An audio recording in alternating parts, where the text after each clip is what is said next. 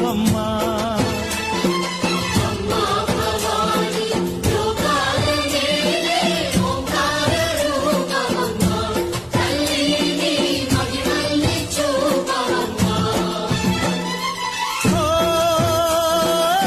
సృష్టికే దీపమా, శక్తికే మూలమా, సింహరథమే నీదమ్మా. అమ్మ దుర్గమ్మ భక్తులను దీవించుమా.